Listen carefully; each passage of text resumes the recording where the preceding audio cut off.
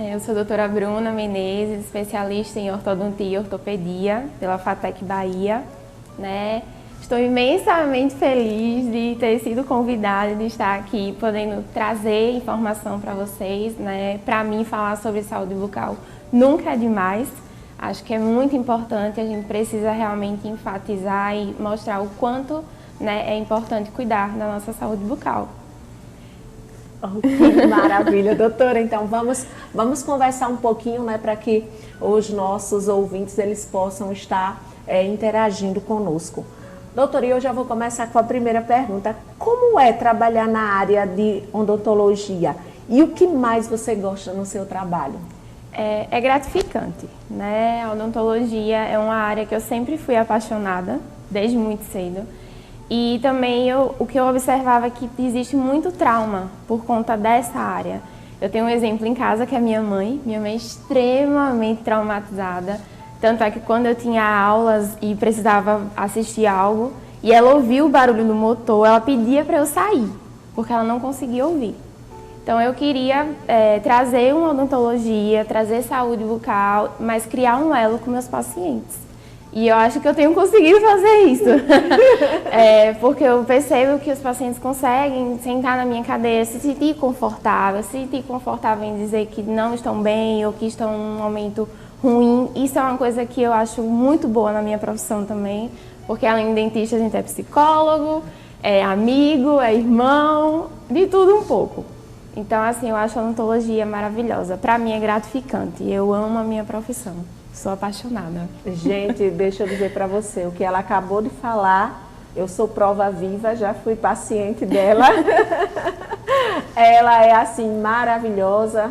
Ela é aberta para que a gente possa estar conversando. Ela é uma pessoa a qual ela tira realmente o trauma. A gente chega nervosa e fica tranquila, fica bem sossegada, porque a gente vê que ela tem amor em trabalhar naquilo que ela faz. Então, quando nós chegamos a um profissional, que nós vemos a pessoa que amor aquilo que a pessoa está fazendo, então nós nos sentimos confortáveis, nós nos sentimos bem, porque nós sabemos que nós não somos mais um paciente, mas nós somos uma pessoa que somos tratado com amor. Eu costumo dizer que é uma alma tocando em outra alma. É verdade. Né? Quando nós estamos estudando, quando nós procuramos entrar numa área que nós gostamos, aí nós falamos sempre que não é uma profissional lutando com uma pessoa, mas sim uma alma tocando em outra alma. É uma troca, né? É uma sempre uma troca. Isso.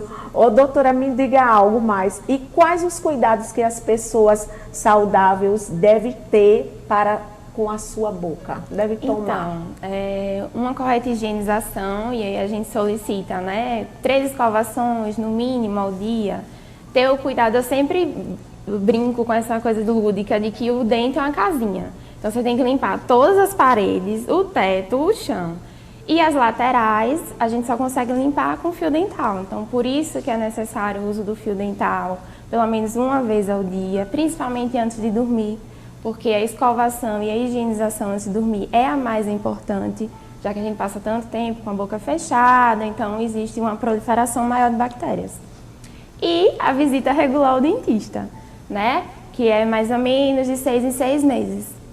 Porque quando você vai ao dentista regularmente e você consegue manter uma boa higienização, você não precisa fazer muita coisa. Você vai lá, o dentista faz a sua avaliação, normalmente a gente solicita uma limpeza, pronto, tudo feito.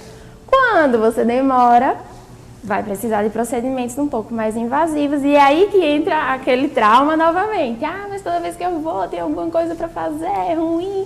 É só tem cuidar. Barulho do motorzinho. É só cuidar, é muito simples, né?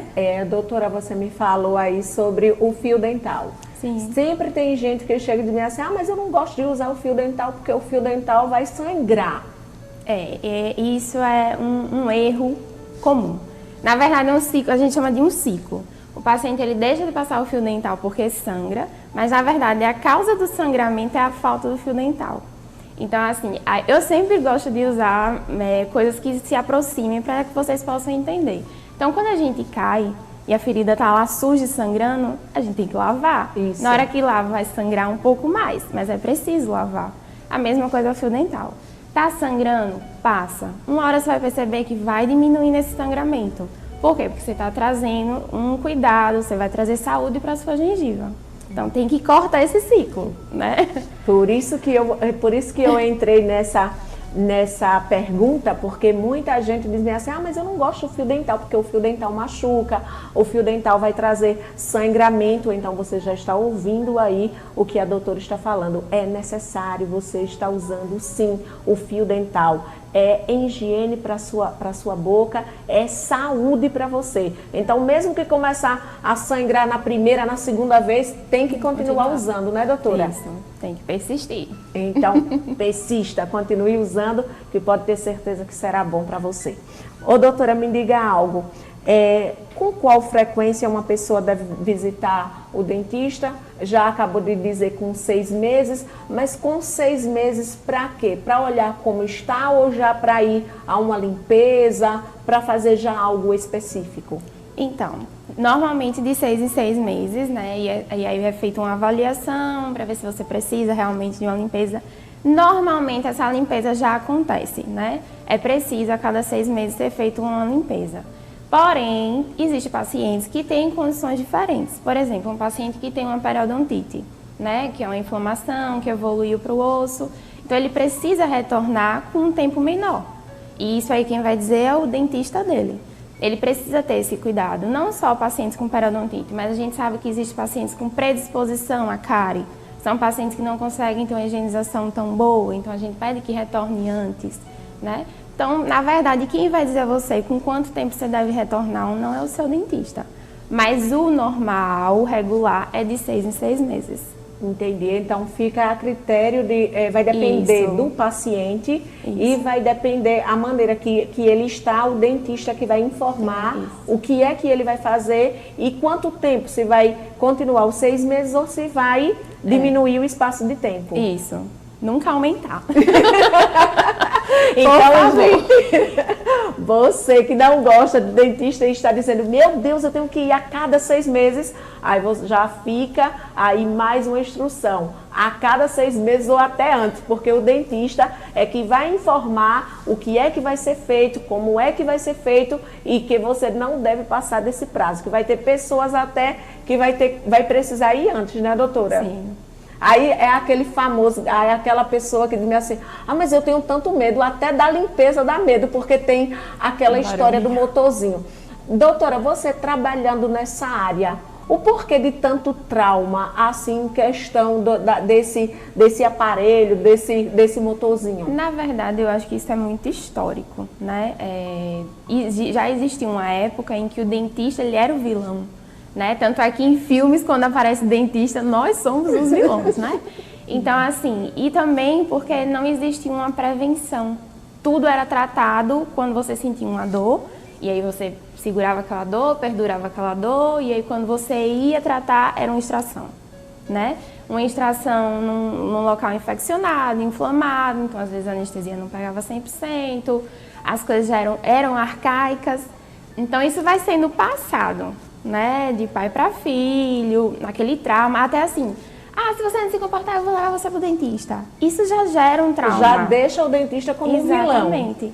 Então, assim, além do que não existe o cuidado inicial por parte dos pais com as crianças, então elas precisam ir muito cedo extrair um dente. Imagine você colocar na cabeça de uma criança que ela vai passar por uma extração, que ela vai ver coisas enormes e ela não se traumatizar.